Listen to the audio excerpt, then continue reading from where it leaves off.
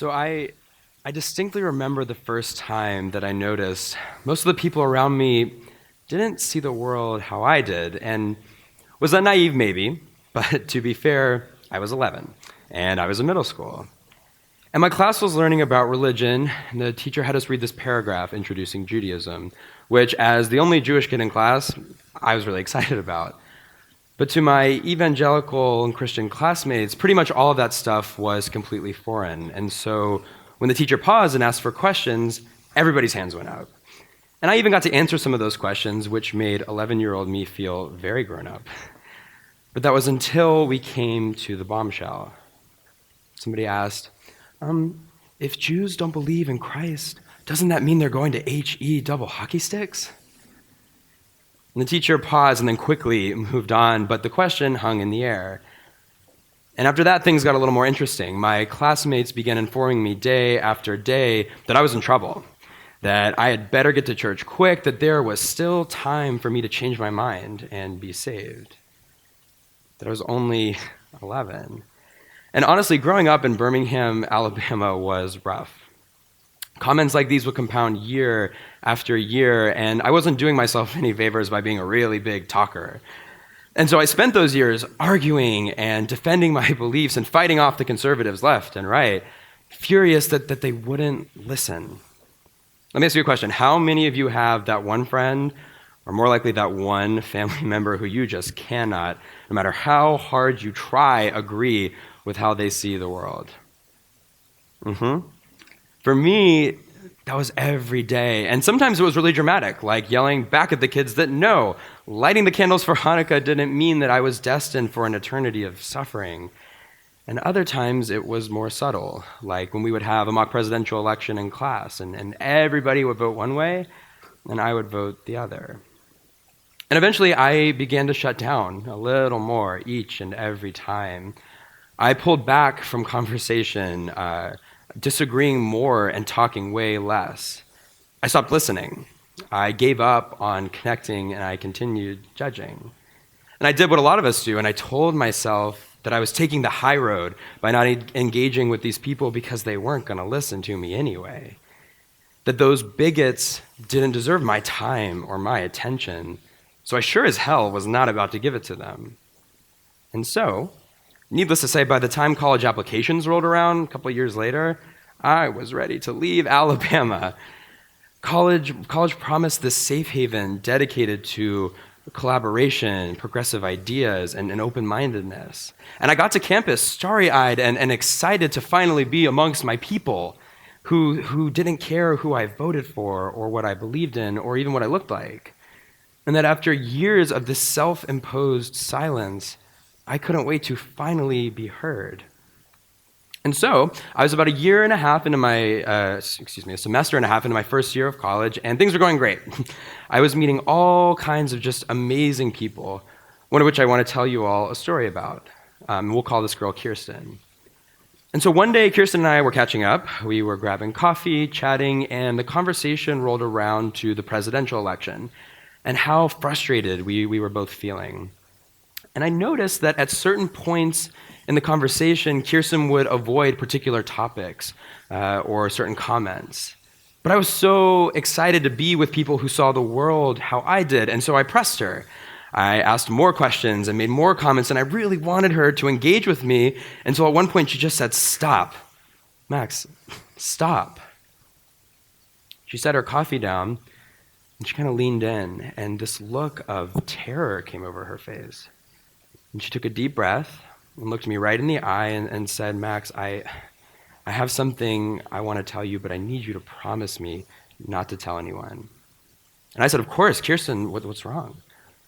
And she said, "Look, I am a conservative, and I'm just really afraid that if people figure that out, they're going to treat me like I'm some racist or something, so can we please just stop talking about this stuff?" So my first reaction was, thank God she's not dying or anything like that. But my second reaction was confusion. Kirsten was supposed to be my people, but instead she was acting like everybody else from back home, narrow-minded and clearly unwilling to see things my way or listen to facts or reason. Not to mention that those beliefs fundamentally attacked my own identity. And it was the same stuff that I had to deal with growing up, and it was ridiculous. And immediately I felt my walls go up, and I didn't want to hear about it, and I didn't want to deal with it, and I just wish she hadn't even told me in the first place. But I also couldn't ignore the fear in her eyes. The way she held her breath after she finished speaking, anxiously waiting for me to say something, anything. I had been there, that exact moment, that feeling even. Just 2 years before, I had come out as gay to my friends and my family back home in Alabama, and that fear of judgment and of rejection, it was exactly the same. And so I was amazed by the parallels between that conversation with Kirsten and my experience coming out. But putting those two things side by side didn't quite feel right, and it showed me how absolutely insane this was. And it pointed out two really big things. Number one is that having a personal relationship with someone makes it a lot harder to just put them in a box. And number two is that there are things that we as people don't see eye to eye on, but that doesn't have to stop us from connecting. And so after unpacking things a little bit more with Kirsten, full disclosure, I am the son of two clinical psychologists, and that's just what we did around the dinner table every single night. I thought a little bit more about what she had told me. She wasn't going to change what she believed just because she was surrounded by people who disagreed with her, not unlike me back home in Alabama, but she was scared of what people would do when they found out, that they would stop listening and put her in a box. And frankly, I don't blame her, right? If I had just met her, I would have stopped listening. I too would have put her in a box. And in hindsight, this really shouldn't have been that surprising, right? Y'all, we are terrible at disagreeing with each other. We are bad at communicating our ideas to someone we disagree with, and we're even worse at listening. In fact, when we learn that someone disagrees with us, especially if we find what they believe to be offensive, what do? We shut down. We close off. We withdraw, and we put them in a box, and by default, we put ourselves in very different boxes. We start doing all the little things that we as humans do to foster a connection, and instead, we start creating separation. We start looking at them differently. We start speaking to them differently. We armor up as if empathizing with them would make us weak and vulnerable to their ideas. And we focus so intensely on our differences, we become blind to our vast similarities, and we separate them from us. And for years, I did it. At nearly first contact with somebody who said something that hurt me, that invalidated my identity, that was just generally problematic, the conversation shut down. I was so tired of being angry and arguing that putting people in those boxes just felt easier than fighting over and over again. So this is the problem, right? Somehow and in some way, we stopped giving each other the benefit of the doubt. And you can see it every single day in the news, in social media, in our own relationships. But we can fix it. And we have to start with an idea that I call radical empathy. So radical, as we tend to use it, means a departure from what is usual or traditional, right? But it has another definition, and that is fundamental to the natural processes of life, vital or inherent. Radical empathy is the idea that in order to connect with someone we disagree with, we have to start by understanding that a person's life experiences shaped their beliefs, just like ours did. Like I said, we love putting people in those boxes, right? Labeling and judging is in our nature. And you can think of a bunch of them: bigoted, snowflake, dumb, smart, sinner, abomination. The list goes on and on and on. And what radical empathy does is it asks us to wait, to withhold that judgment and start by asking why. So let's take an example. My mom, one of my best friends, and my roommate are all vegetarians. I know. I, on the other hand, love bacon. I think it is beautiful and delicious and crisp and amazing, and I can't possibly fathom why other people don't love bacon as much as I do. So, instead of rejecting the vegetarians, ignoring them, assuming that they simply don't understand the glory of bacon and may never do so, we start by asking why. And what we would learn is that for some, it's religious reasons, some environmental, some don't like the taste of meat. But because we're coming from a place of wanting to understand why they don't eat meat instead of just condemning them, I can fully appreciate my mom munching on a bowl of grass, and that does not stop me from absolutely destroying a pound of thick-cut bacon in the morning. I mean, this is radical empathy at its finest, but let's not get started on the vegans. Look, to use radical empathy, we have to start with a willingness to make a connection. And that can look like a lot of different things, whether it's recognizing that initial judgment and setting it aside just for a moment, listening to someone to understand them, not just to respond, or getting curious about why someone believes something so different from you. And once we've made that shift in mindset, we have to let that person share their story. If I've learned anything, it's that regardless of where we're from or what we believe, we all have one. And even more, we all crave being heard. And finally, when they've shared that story, ask them some questions. But ask questions with the mindset of trying to understand that story as if it were your own to retell, not questions to try and prove that story wrong.